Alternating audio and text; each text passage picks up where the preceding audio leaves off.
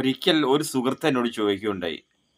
അദ്ദേഹത്തിൻ്റെ ഭാര്യയുടെ കൈവശം ഇരിക്കുന്ന സിമ്മിലാണ് ഗൂഗിൾ പേ ഉള്ളത്.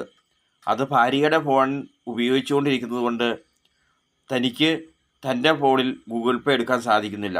ഗൂഗിൾ പേ ആവശ്യം വരുമ്പോൾ ഭാര്യയുടെ ഫോൺ ഉപയോഗിക്കേണ്ടി വരുന്നു. അപ്പോൾ അതിന് എന്തെങ്കിലും പരിഹാരമുണ്ടോ? പരിഹാരമുണ്ട്.